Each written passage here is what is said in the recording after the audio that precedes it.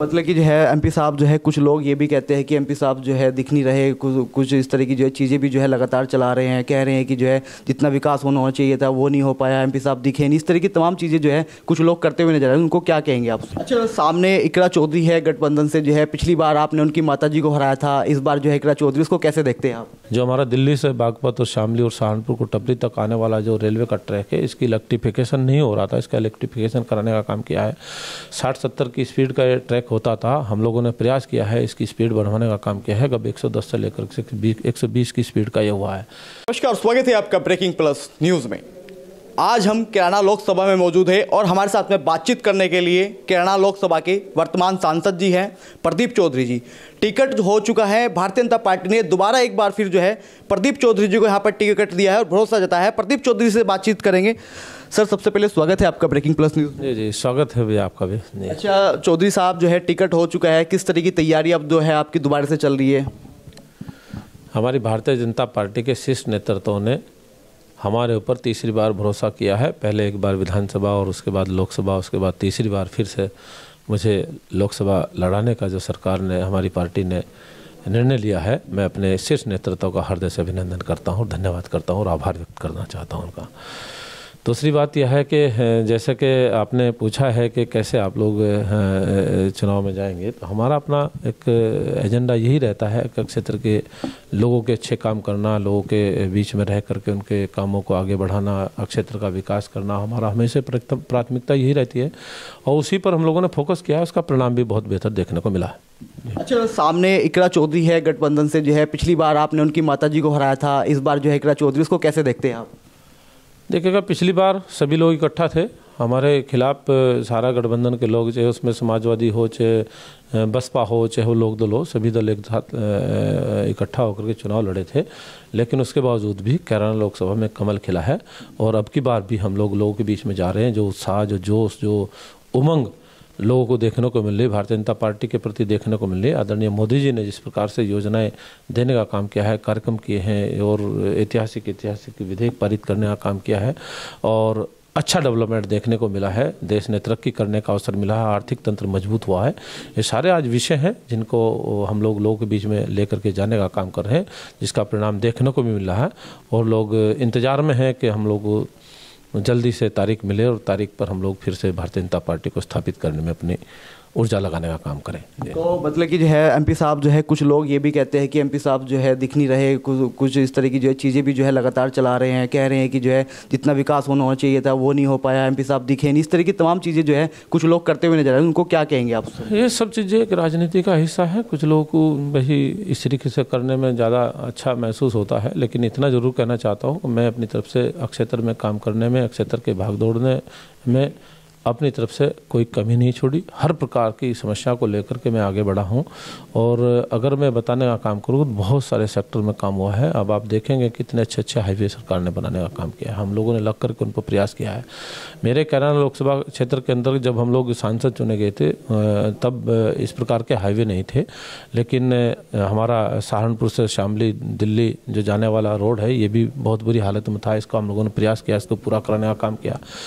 एक हाईवे नहीं, 5-5, 6 हाईवे मेरे लोकसभा क्षेत्र से निकल करके जा रहे हैं, चाहे वो सहारनपुर दिल्ली ले लो, चाहे दिल्ली देहरादून ले लो, मेरठ करनाल ले लो, पानीपत खटिमा ले लो, शामली अम्बाला ले लो और अपना इधर से निकल करके सरसावा से होकर के जा रहा जो देहरादून से अम्बाला की तरफ जा रहा है।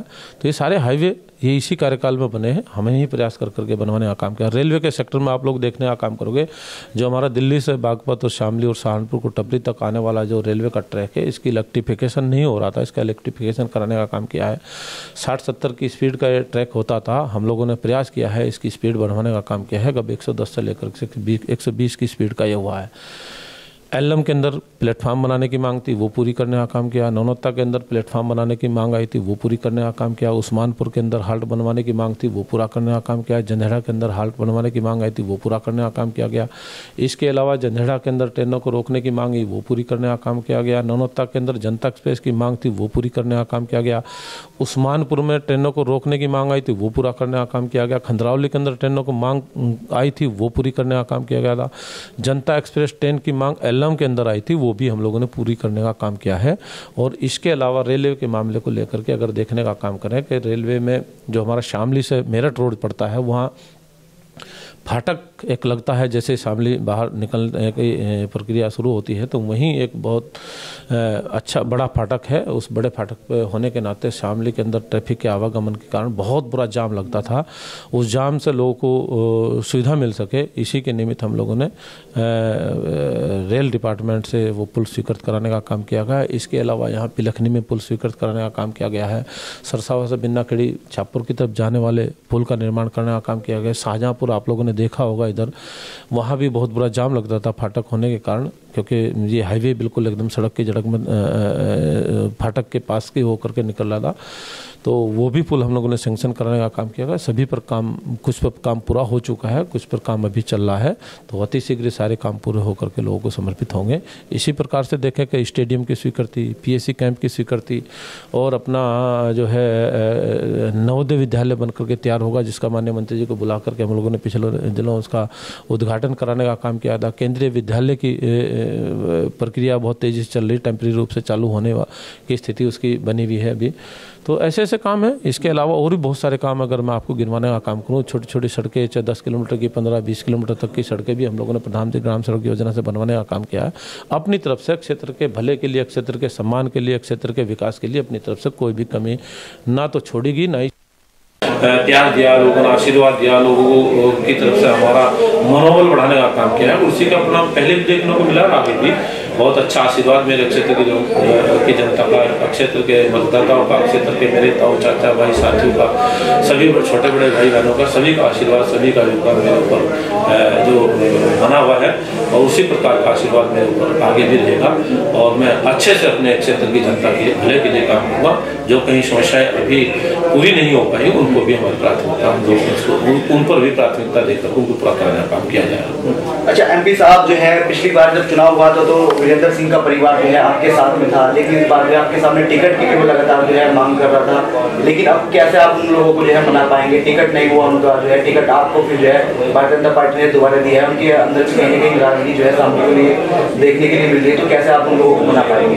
नहीं, कोई नाराजगी नहीं। भारतीय जनता पार्टी बहुत बड़ी पार्टी है, सबसे बड़ी पार्टी है। इतनी बड़ी पार्टी जब होती है तो दावेदार भी स्वाभाविक रूप से होना लाजमी हो जाता है।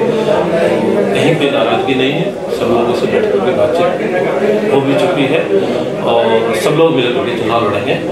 और फिर से 400 का लक्ष्य जो हमारे मोदी जी की सरकार ने, मोदी जी ने देने का काम किया, हमारे भारतीय जनता पार्टी के राष्ट्रीय अध्यक्ष जी ने देने का काम किया है, तो 400 का लक्ष्य पार करने के लिए सभी लोग जी जान से जुड़ने का काम करें। तो 400 पार जो है इस बार जो है मोदी जी का नारा है, लेकिन जो और चीजें थी, जो आपके बीच में जो चीजें थी, आप टिकट की मांग करें, तो वो चीजें अब जो है इस तरह कोई बात नहीं, चीजें सब ठीक हो चुकी है? अब सब ठीक हो रही है, बहुत सारी हो चुकी हैं, कुछ जो रह रही हैं वो भी ठीक होती जा रही हैं।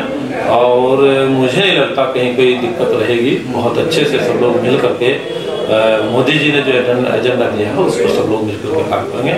और भारतीय जनता पार्टी का फिर से कैराना लोकसभा में कमल खिलाने के लिए जी जान से हमारे सभी साथीगण, सभी जनप्रतिनिधिगण, सभी पदाधिकारीगण जी जान से लगे हुए भी हैं और भी ताकत के साथ उसमें तेजी लाने का काम किया जाएगा। अच्छा सर, मेरा आखिरी सवाल आपसे कि कैराना लोकसभा की जनता को आप ब्रेकिंग प्लस न्यूज़ चैनल के माध्यम से क्या संदेश देना चाहेंगे? मैं आपके चैनल